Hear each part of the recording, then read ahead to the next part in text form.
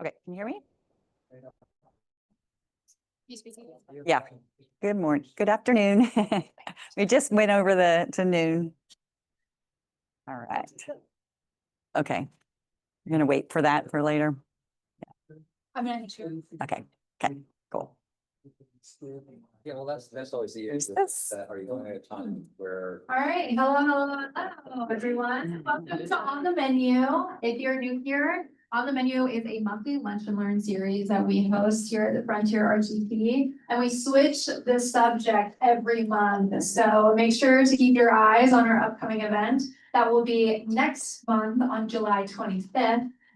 That event will be focused on kind of like from a small business perspective. Everyone's involved in social media nowadays. So how can we use the algorithm? Sounds interesting. Which trends should you hop on, and how to kind of stay above the ever-changing realm that is social media. We will be joined by Aquila Driver for that event. So make sure if that's your interest to get a ticket. Sounds cool.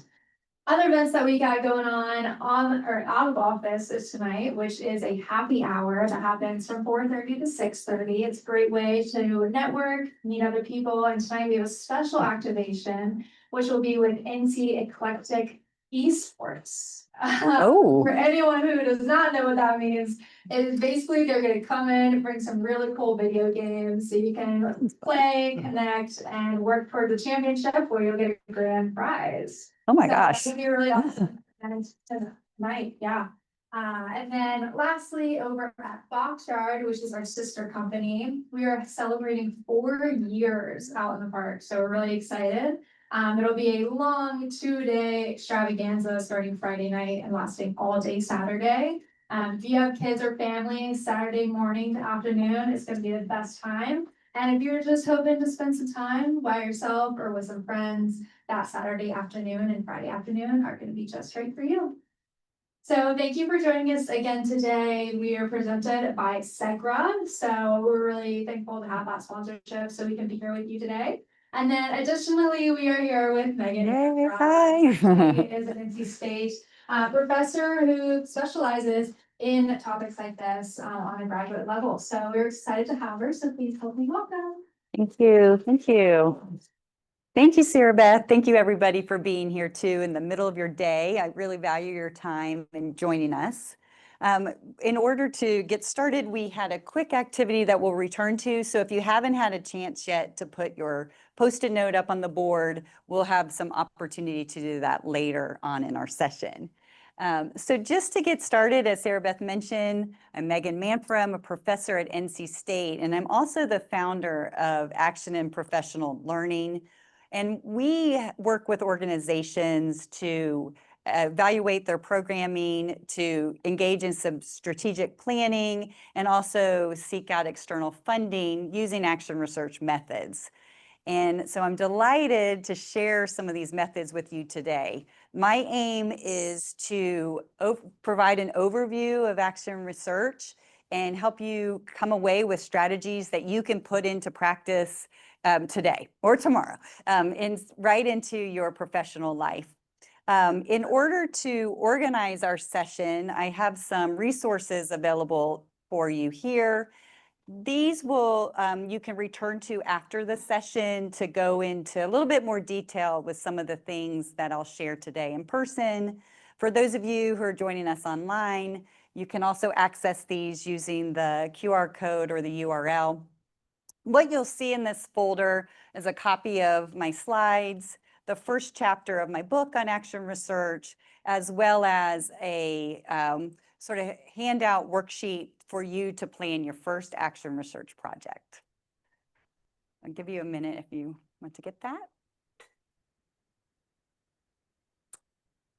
Okay.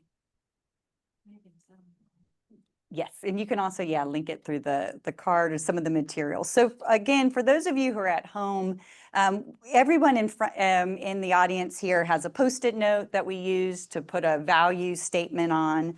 We also have a large index card that we're going to be using. So you may want to grab like a piece of paper or a pen or jot down a place to jot down some notes. So over the course of the session, what you'll learn is that action research is situated very differently from the traditional or typical modes of research that we've been so acculturated to. Unlike traditional outside-in, top-down approaches to research, where this outsider comes in and collects data and tells you what they're seeing, action research is situated in a different direction. This is really intended to leverage your insider knowledge as a practitioner to help you understand how you're making a difference and how to increase your impact. And it can be used in a variety of different ways. Just by way of sort of level setting here, when I refer to practice, I'm thinking primarily about aspects of your professional life, but you can certainly also be thinking about maybe your creative endeavors or other areas of your sort of daily life or practice that you're interested in studying more deeply. And since it's so situated with starting with you, we're going to start with you here today. So my aim is to workshop some of these strategies with you. So we'll look at a broad overview and then kind of go through some specific strategies in more detail so that you can add these to your toolkit. So the first thing I'd like you to do is take your note card that you have in front of you. And at the top of the note card, leave some space. So we're going to use this, kind of keep returning to this through a series of activities. And at the top of your note card, I'd like you to look at this question I posed for you. So what's one issue, challenge, or question that you're passionately curious about understanding more deeply? And it's most beneficial for you if this is connected to your daily practice. So what is an issue or question that you'd like to understand more deeply? This could be really high level. So for instance, if you're growing your business, you may be interested in understanding strategies for growing your business. Maybe connected to next week's speaker, you're interested in learning more about how to harness social media for marketing. Or it could be more sort of closer to home, right? So things that you personally want to develop, whether it's some aspect of emotional intelligence or negotiating, something to that effect. So take a few moments, we don't have much time here, but so we're just going to try to think about what immediately comes to mind about an issue or topic that you'd like to study more deeply. So take a few minutes to put that down on the top of your card.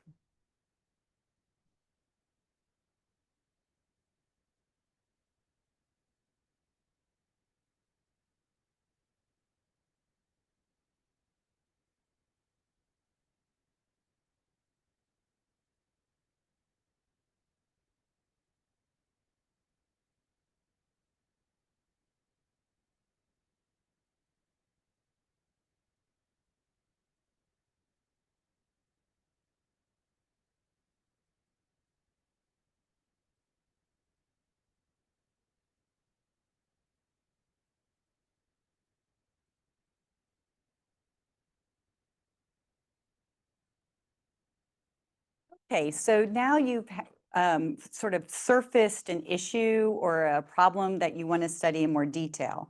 And so the next thing to do is to begin to think about the gap between where we currently are and where we want to get when it comes to this particular issue. So now at the bottom part of your card, if you divide it into 3 columns for me.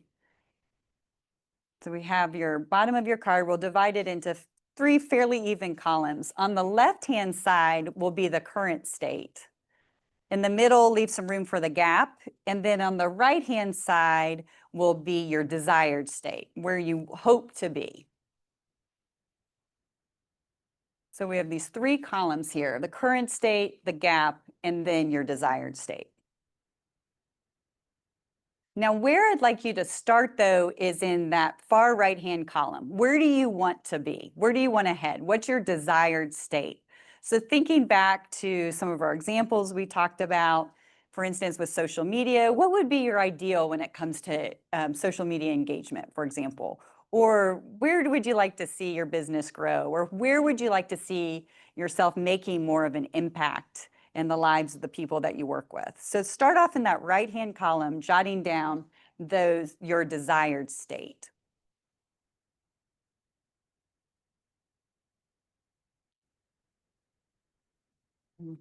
Yeah, start on this side. So what's your desired state? Where do you want to head?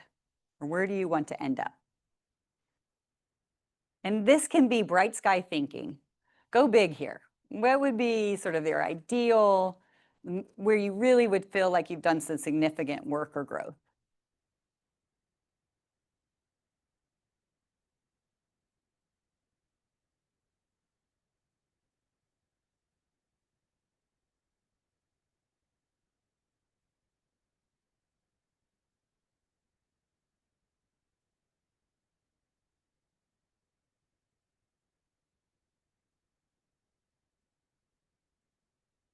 Okay, and then once you've had a chance to think about your desired state, go over to this other side of your column now and write down where you currently are.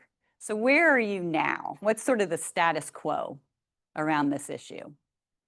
This might be where you could surface some problems or issues, or just kind of describe where you currently are when it comes to this topic.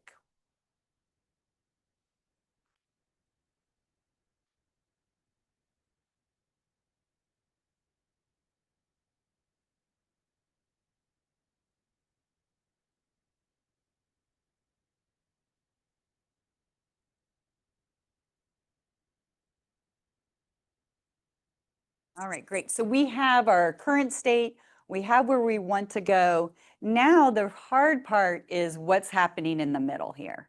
This is where the really juicy, kind of interesting work will be. This is where we have this gap in the middle that may be kind of preventing us from moving from that current state to our desired state. This is a little bit of the harder reflective work that we have to do here as well. So what I'd like you to do in that gap is jot down things that you think may be assumptions, structures, resources or lack of resources that might be getting in the way for you achieving that desired state.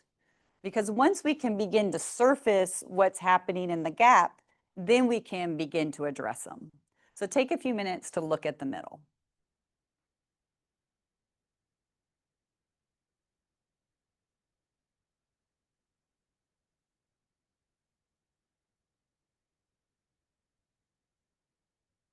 Okay, great. So now we're going to take a few minutes just to share. So if you just turn to a partner, some of you are at tables of 3, and just share pretty briefly what you think is in the middle. Why do these gaps exist? You can talk about what you'd like to achieve and what you think might be getting in the way. So I'll give you about 45 seconds to work on that.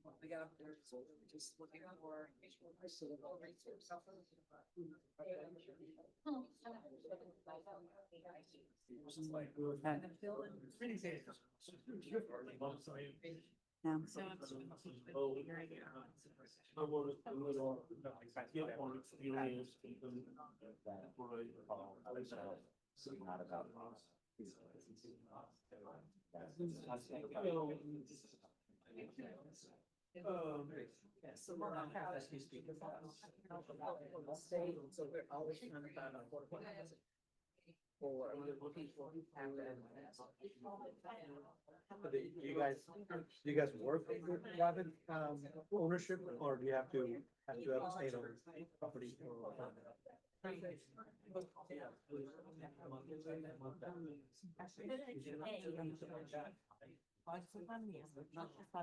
My mindset. Yeah. Nice. Yeah. Perfect. But thing is, they are not engaging completely.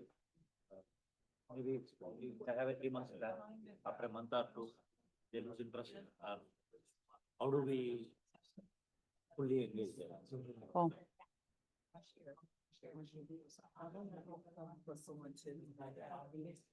Okay, I'm gonna cut you short a little bit there. Good conversation getting started. We will return to this note card, so keep this handy.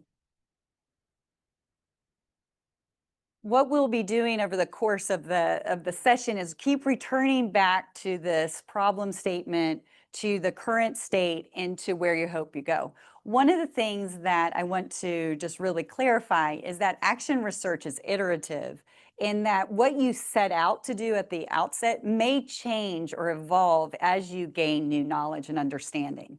So you may think that there's an issue that, for instance, a lack of resources, but as you continue to study or reflect on the issue, you may find something else is actually sort of latent there that is impacting your ability to close the gap.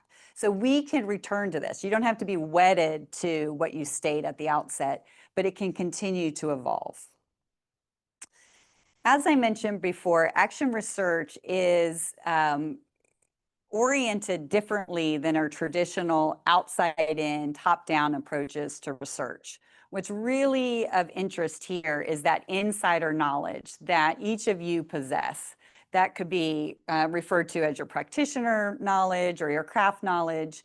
That could be also thinking about the people you work with, your colleagues, your stakeholders, and giving them a voice to what they need and what they perceive as ways to solve problems. So it's intended to be reflection in action, reflection on action. Unlike sort of mere reflection, though, it's much more systematic and intentional. So like traditional research, you will be engaged in data collection and analysis, but the scope and sort of the thrust and direction of this research is different. And so I want you to think about taking a different stance to the knowledge base. Here, instead of just constantly performing and doing like we do all the time, this invites you to take a chance to pause, to reflect, to study, and to learn and grow in the process of systematically and intentionally collecting information about your practice. The orientation here, again, is a stance moving you towards becoming a learner, becoming in control of your inquiry. So this isn't someone sort of implementing this on you. This is where you're empowered to have agency in solving problems and bringing about change. Action research has its origins in the mid-1930s when contemporary field of psychology and industrial psychology was really emerging in the United States. We give Kurt Lewin credit for coining the term action research. And what he emphasized in his workplace studies was a reflective, spiraling process that was intended to improve work environments while also addressing social issues. So he's sort of seen as the father of action research in our country. You can see some contemporary examples of companies or corporations that are using sort of action research strategies. Although they don't explicitly describe these as action research, they have common sort of themes here that resonate with action research as a stance. So for example, sort of famously, Google has that 20% time set aside for employees to study projects of interest. At Zappos, employees are empowered to identify areas of growth in business. Similarly, at Netflix, employees are encouraged to take risks, make mistakes, acknowledge those mistakes. And then at Patagonia, the company is really oriented towards value-centered change. So what do these all have in common that relates to action research is that they empower the employees or stakeholders to be part of the problem-solving process. And this has benefits for the group as a whole. So research demonstrates that action research can really benefit and build better companies for a variety of different reasons. It seems to be an antidote for burnout. One major reason we see burnout is because people feel undervalued. But in the process of engaging employees or stakeholders in action research methods, you empower them, you provide them agency, you tell them that what they know matters and that you want to learn from them. We've also have evidence that action research is beneficial for entrepreneurs in a variety of different ways. It can be picked up by anyone at any time to help hone their skills and to develop some new strategies to grow their own business and to really begin to understand better how they're making a difference and how to improve their impact. So before we move on, the second part of this session, we're going to be looking at the action research cycle and kind of focusing in on strategies from each part of the cycle. But I think this might be a good time to pause and just make sure we're all on the same page when it comes to what action research is and how it's oriented. So if there's any questions at this time, I can pause for a minute for that. Yeah. I'm just curious, what would you say action research is not? Where does it get misunderstood? Okay, yeah, so the question is about what it's not, what action research is not, and where it gets misunderstood. I think one of the biggest issues that I face when we talk about action research is there's sort of a fear that it might not be as valid or reliable as traditional forms of research. But my argument is that because it's so closely tied to practice, it is absolutely, in many ways, probably more reliable because it's so much attached or situated within that practice. So I think that's one. And then the other way, I mean, sort of just drawing a broad comparison is our notion of experimental research that we have in our country. And so one of the things that we'll see is that you can use kind of similar data collection tools here that you might in experimental design or more quantitative or qualitative research, but it's geared in a different direction. So the aim here is to move forward and to bring about change within the community in which we're doing research. Good question, thanks. Others? Yeah. How's this process different from, we bring in a consultant for a strategic plan Yeah. and you got a laundry list of 30, 50 things. Yeah. Like, does that fit in this? Is this sort of the antidote to that? Yeah, so question around strategic planning. So yeah, so this is, I don't know if it's an antidote, but it's a different approach to that model. So the issue when you bring in sometimes outside consultants is it's very difficult for them to understand your community of practice because they're outsiders. And so one thing that sometimes an outsider can bring is a new framework, right? A new gaze to this. But what I recommend doing is actually starting from within, sort of surfacing from within what your strategic priorities are as a group, and then seeking outside support to develop strategies to meet those goals. I've been a part of organizations where we strategic plan and then spend a lot of time trying to get buy-in from everybody. And that seems to be sort of a less than beneficial approach to this. Whereas if we started first with the people who would be charged with bringing about change or implementing the strategic planning and then building the strategic plan around their needs, then you don't have to worry about buy-in. They're part of the process already. Yeah, thank you. Okay, do you have a question? Good. All right. So one of the things we're going to do for the second part of this session is look at a very simple 3-part heuristic for action research: assess, plan, learn. And that little graphic, what I wanted you to see there is that it's cyclical and iterative. So each time you complete a cycle, it leads to new questions, right? So this is not a one-off either. This is again, remember, it's a stance. It's a new attitude towards the way in which you're operating and doing business. So after you assess, you plan some type of new strategy or intervention using the parlance of traditional research. You learn through doing, and then ultimately you go back and assess your outcomes and plan a new cycle. So we're going to start with the first phase of this, which is assess.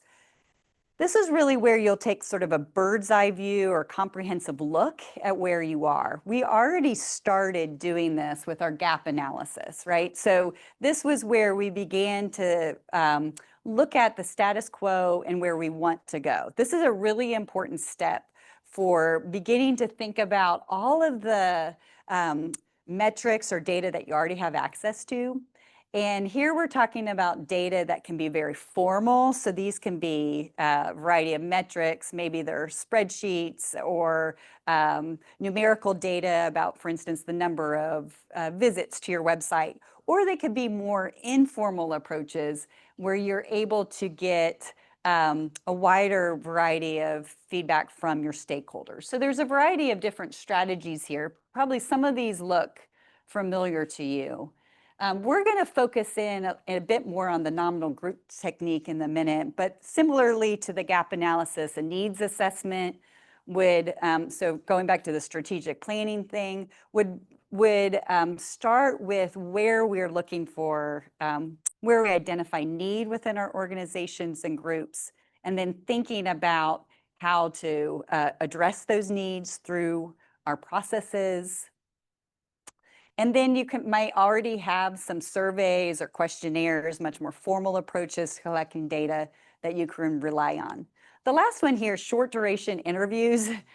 This to me can be a really powerful approach to collecting data. This is when you just have 1 to 2 minute check-ins with people that you're working with your stakeholders that you may have interactions with. So a classic example in my field of education, this is where we encourage teachers to talk to students about what they're learning and to really become more of a learner of their students. So again, situate themselves in a different vein. But we're going to look more carefully at nominal group technique because I think it's a really accessible strategy for you to integrate into your practice pretty quickly, particularly if you're working in an environment in like sort of a collaborative or group setting. So if you're working with stakeholders or colleagues or coworkers. What you see here is that nominal group techniques begins with very divergent sort of creative thinking approaches, right? So it's a high level ideation phase where we're asking for people to kind of quickly brainstorm or share their ideas. There's no judgment in this phase. This is just intended, we do not want to silence anyone's voices. We want to try to have the biggest diversity of sort of opinions and surfacing of ideas around an issue. Then after that first phase, then we'll begin to clarify as a group. So you take all of those ideas, we're going to do that in a minute with our Post-it notes, and then we begin to look for themes. And ultimately, you begin to prioritize. And so from this approach, you can come up with your key sort of priority areas that you want to pursue in your work. So this might, for example, some places, they might actually do as a formally like a poll, like where you have people vote on their priority areas. Or it could be something much more informal where you just take this as a way to kind of develop a roadmap for your future. All right, so here's some examples of questions that I posed when I've worked with nonprofits. These are the types of questions, for instance, when they have perhaps a board could be asked these questions, or again, stakeholder groups, so communities in which you work, or the people you work with. So the questions around like, how could we improve things? What are unmet needs? Other issues that we'd like to pursue. And so, oops, we did that together. Oh, a little slow. Here.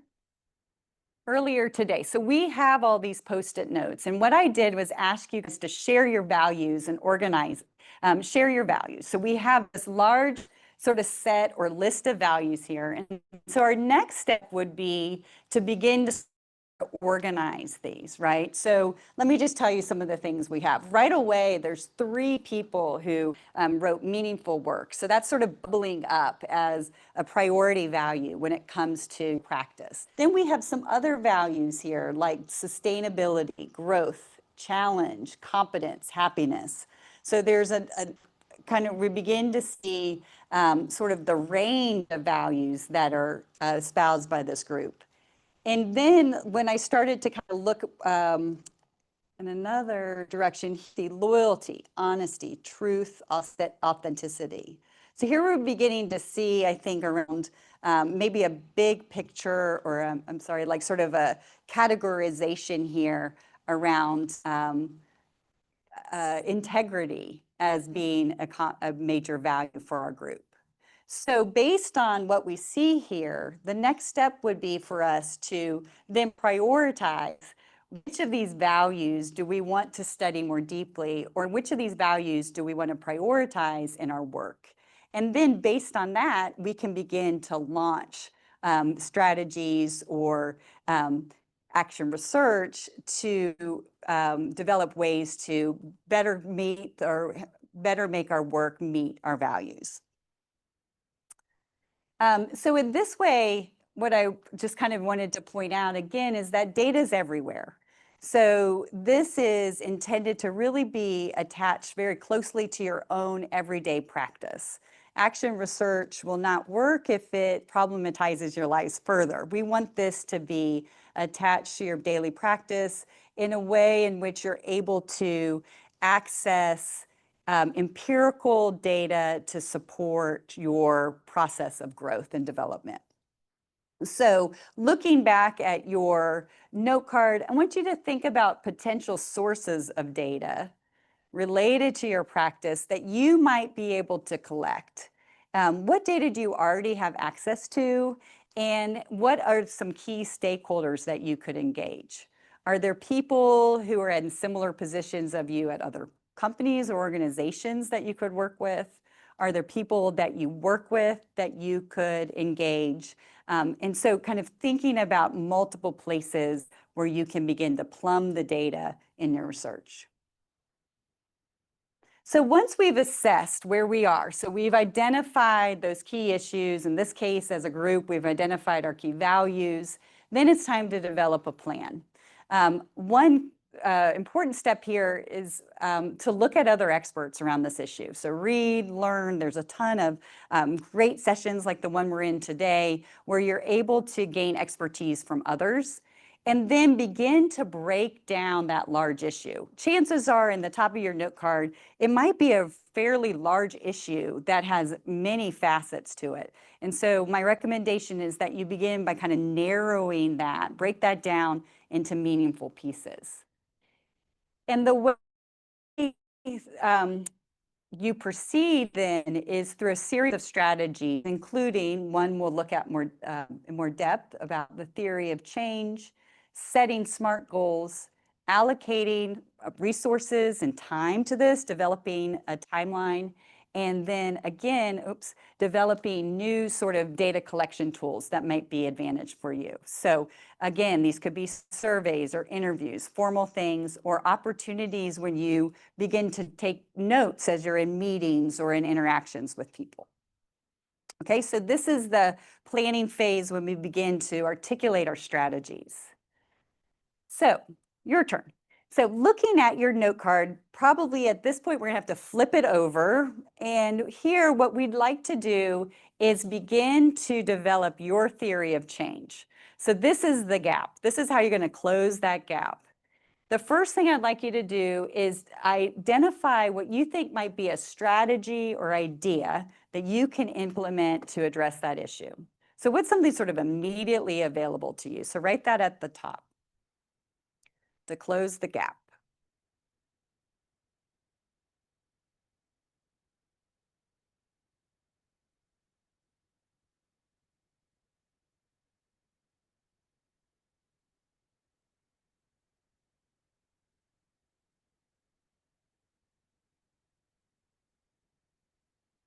All right. And then after that, the second question is what kind of values and assumptions will guide your work? So what would be your key values that will guide those strategies? So again, we surfaced some of them. We said meaningful work or growth, sustainability.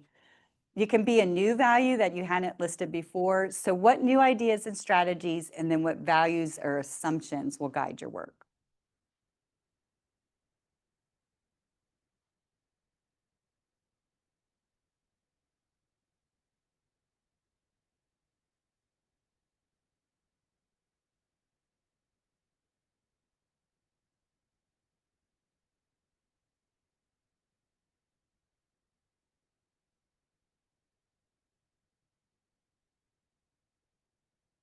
Right? And then if you're done with the first two, then you can begin to think about a data that you would like to collect and when you can collect that data.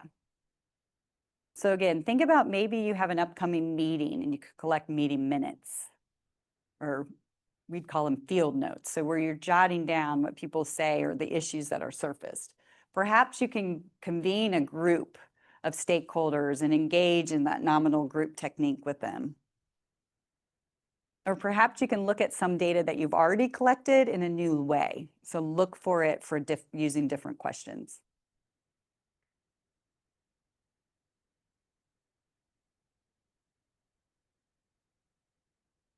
And then the final one, which I think is really of importance, is to think about a critical partner that you might have in this work.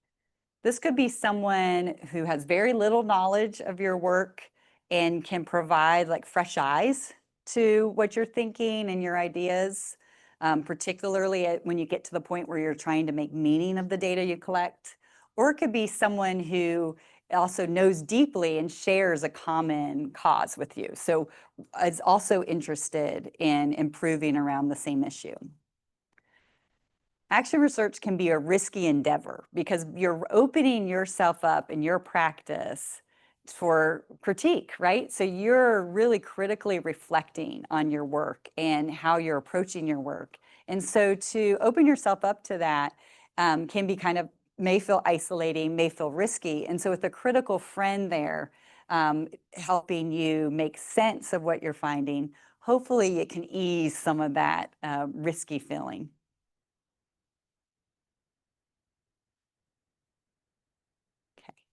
So just let's take a pause for a minute, return to your partner that we worked with at the first thing and talk about the idea or strategy that you've identified and how, and let's do the first bullet and the last one. So your new idea or strategy and who you might enlist as a critical partner. So I'll give you a few minutes to talk.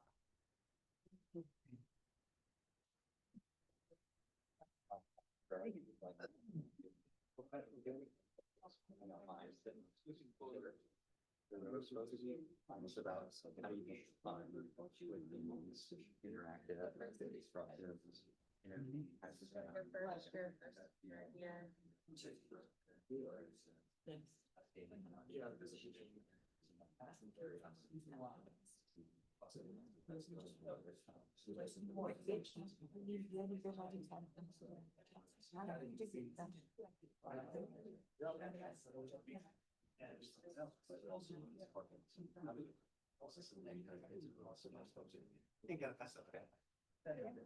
That's my strategy. Well, at the same time. What is your, it's a little somewhere down.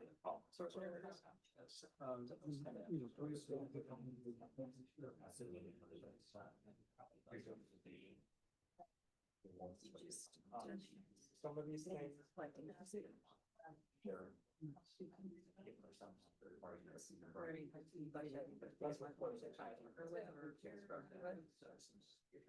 I mean, I have an internal partner.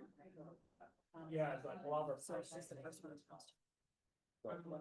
yeah, it's sort of like. But I. Whereas each summer, yeah, fall or a bunch of stuff. Yeah, for me. Yeah, because we're not talking to. So there's nice stuff. Otherwise.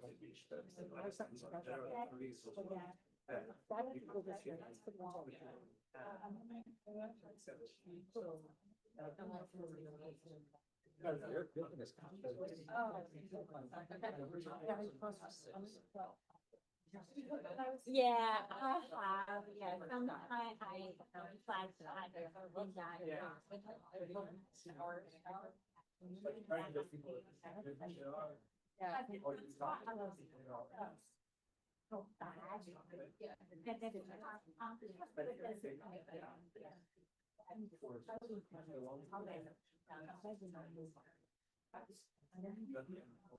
You're doing like this, not really hard on yourself. Yeah.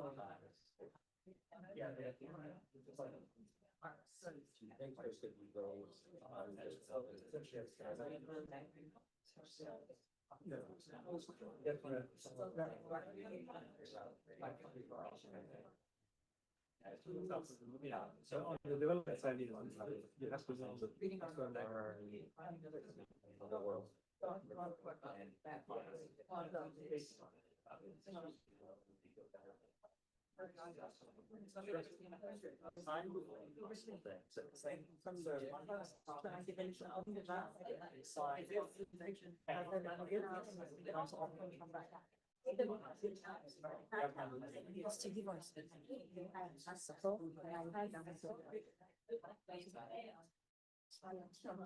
Okay, just take one more minute for me.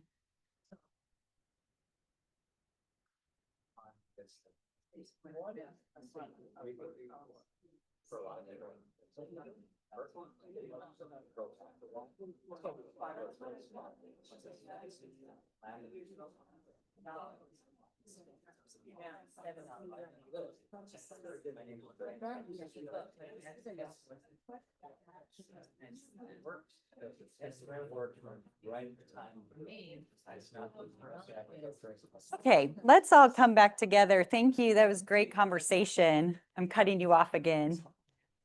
Just getting started. Is anyone willing to share? Anybody willing to share their strategies that they're thinking about implementing? Okay, go ahead. Yeah. So my issue is how to help people who are knowledge workers, particularly tech professionals, Okay, how to help tech professionals or knowledge workers. communicate better in a highly distractible workplace. Okay. That usually lacks context. Okay, so to communicate better. To All right. communicate better. Yeah. And my strategy for that is to be disruptive and how to laugh and learn rather than stressing out about so many things. Like, what if you could turn your struggles into a game? Okay. And my Interesting. plan is to come up with creative communication games. So it's not just about clarity, but about using your imagination for problem solving. Going back to the have fun to get things done. Okay. Do it with a buddy, to laugh at your mistakes, permission to fail. I find if you can do these communication games, Cool. that could work. Okay, so great. So the strategy here is to sort of experiment with creative communication games and situating yourself as the action researcher in this particular example. What it sounds like what you're interested in is empowering others or helping them grow and improve their communication. And you have a sort of an assumption or a hypothesis that creative communication or humor will help with that. And so you want to see if it works, if it plays out with these folks. Any ideas how you might capture that? Yes, from my own research on neurodivergence in the workplace, which I identify as versus neurotypicals. Yeah. So I call it communication games for different brains. Okay. And knowing on it's the icebreaker with games, as we know. Okay. Like in board games or any type of games, they're icebreakers for get people in a no pressure environment. Nice. Okay. So Right. So yes, so one of the things where the data could be collected is through the doing of implementing these games and kind of monitoring participation, getting feedback from the people who participated, and to see over time if you see some changes in their communication strategies. So nice. Any other ones you want to share? Yeah. Great. I'd love to. Yeah. So I guess my problem to my strategy or just the generalness is how can we integrate STEM learning throughout K through 12 and then also still connecting with those students as they go into college and kind of connecting all of the dots as they get to the workforce. And Okay, so the topic here is around STEM learning. Yep, thanks. yeah, sorry. Yeah, good. Thank you. No, you're good. I just have to repeat it, I think, right? Yes. Yeah. Strategy is to partner with local universities across the US to be able to provide STEM programming to all students, whether or not they're Nice. at a school that doesn't have STEM or a school that they do have STEM. or like if they just want to dabble in it, but they don't have the time or want to add that extra like the extra academic to their workload and Nice. do it more in a fun environment. I'm assuming that students want to be on a college campus, and that would entice them, and I'm assuming that universities will want to partner on this. As Nice. these are their future students themselves. And the critical partners would be just those two people, along with community partners and probably policy as well. Nice. So you thought through really carefully here around the goal of access to STEM education and expanding access to that by partnering with universities and then using or kind of connecting with critical partners at these perhaps institutions. So again, you as the action researcher, what you're going to be exploring are the most successful strategies for making these connections. Like what does the duration of the engagement look like? What's the direction of those engagements? And then how does that impact the students, whether in the short term or long term? So you can kind of collect a lot of participation data as well. Great. So as you begin to think about this, developing your theory of change, you kind of at a metacognitive level, perhaps you can also begin to think about like what are some of the points here? Like where do we find resistance? Perhaps it is in thinking of, these strategies. So again, that's a perfect example or opportunity to learn more from the literature, from other coaches. Perhaps the issue is around kind of establishing a data collection or sort of management approach that seems that it can fit in with your daily work and still provide you with meaningful evidence. So after we've identified, we've assessed, we've planned, now it's time to learn by doing. And this takes a very constructivist approach. So we're learning in action or through action. And just as you're implementing your programming or testing out these games, communication games with people, you're also in the process collecting data and reflecting very systematically on what you're learning. So again, protocols and techniques that might come into play here are a variety of different approaches to, I went too fast again. Variety of different approaches to collecting data, as well as really an emphasis here on sharing your findings. So disseminating your findings. It's very important. And I just wanted to express that if be helpful for you to share your work with others. Don't keep this to yourself. So those new STEM strategies you have, these new communication games, share this with your community of practice to improve for others. And then one final kind of piece here that we alluded to before is this notion of triangulation. In research, we talk about triangulation as the way to improve the reliability and trustworthiness of our findings. And this includes identifying a variety of different data sources, so multiple sources of data, as well as different approaches to data analysis. So having multiple people help to analyze. A simple one is member checking, where we look at the people or we work with our stakeholders and ask them, like, this is what I think I'm seeing. What do you think? How do you respond to that? And so that will improve the trustworthiness and reliability of your findings. Also, really important throughout is to check your bias. Particularly in these polarizing times, we know that motivated reasoning is a real threat to our ability to talk across differences. And it's very important for us to monitor bias throughout. And then the final thing I would just leave you with is a call to action. I want you to start today. What can you start with today? You already have done some hard work here of surfacing issues and thinking about the gap between where you are and where you want to go. And I would just encourage you to think about ways you can adapt this into your practice, into your organizations, so you really do know how you're making a difference and you have a path towards improving your outcomes. So my final words here are just to start small, stay curious, and make sure you track your learning so that you can see how far you've come along. I'd love to connect with you. Please follow up with me through my email address or my website. And again, a special thank you to our sponsors today. And again, Sarah Beth and our tech support. And I really enjoyed working with you in the short time, and I'm happy to answer questions. I think we may be segueing into the break period as well. So thank you very much. Thanks.